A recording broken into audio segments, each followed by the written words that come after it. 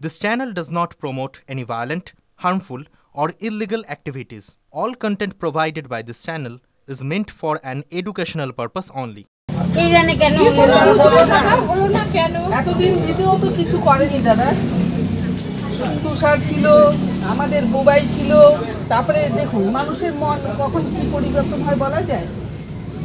এটা হলে তার এই সমস্যাগুলো হতো না দাদা। এই অবধি জল ওই যে দেখছেন ইয়ে নোনা ওই অবধি জল হয়। আমরা আমাদের ছবি ফোনে ভিডিও আছে, দেখবেন আপনি বিশ্বাস করতে পারবেন না যে বাবা তোরা জীবনে আমাকে বলিস নি ভাই, অনেকবার বলা হয়েছে আমাদের সদস্যকে, আমাদের সবাইকে, আমাদের যখন মিটিং করলাম দাদা তখনও আমরা বলেছি, আমাদের প্রধান এখানে এসে মিটিং করে গেছে তখনও আমরা বলেছি, আমরা দিদি আমাদের একটু দেখুন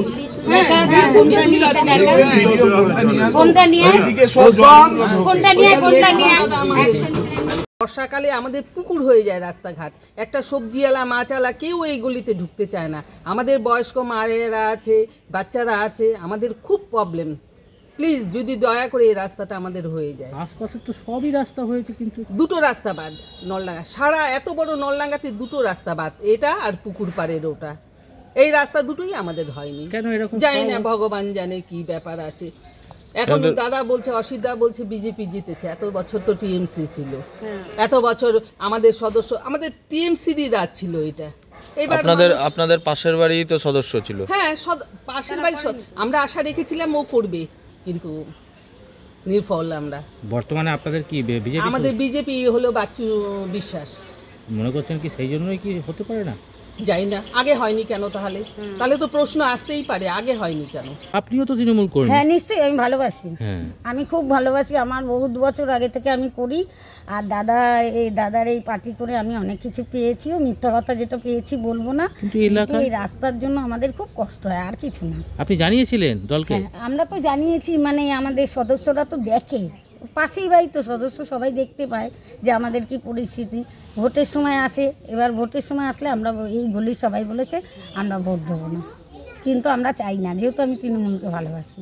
আমি অনেক মিটিং মিছিলে যাই, অনেক বাঘখাল থেকে সব জায়গায় গেছি, সব জায়গায়। আপনি তো দলেরই কর্মী, তা আপনার কথাও শুনতো না? যে এটা শুনি না, এত বলেছি। আমাদের এই পাশে ধনঞ্জয় হয়েছিল পঞ্চায়েত সমিতি, ও খালি আমার দিনটা একটু করে দিয়েছিল, যেহেতু কাল স্ল্যাব বসাতে পারি না দেখে রাস্তার দিকে তো থাকলো। তারপরে বুবাই বিজন মল্লিক, সেও কিছু করলো না, খালি বলে করবো বললো। ভোটের আগে বললো যে 5 বছর পরে আমরা 5 বছরের মধ্যে আমরা রাস্তাটা করে দেবো। দিয়ে তো 5 বছর হয়ে গেল, আর তো কিছুই বললো না। কি বিধায়ককে বললেন? কি বললেন? ওই যে বললেন 2 মাস টাইম নেব।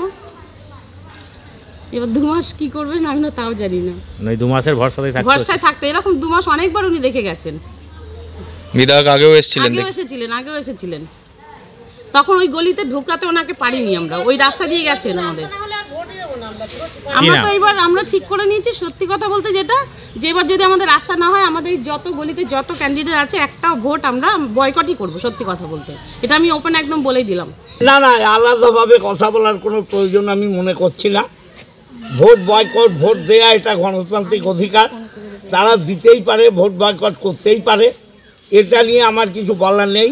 কিন্তু যে প্রশ্নে তারা বলছে ভোট বয়কট করবে 2 মাস বাদে, সেই প্রশ্ন থাকবে না। তারা বলছে আগে যে সদস্য ছিল তৃণমূলের ছিল, তাদেরকে বারবার বলার সত্ত্বেও ওই রাস্তা তার পাশের বাড়িরই সদস্য ছিল, তাও করা হয়নি। দেখুন,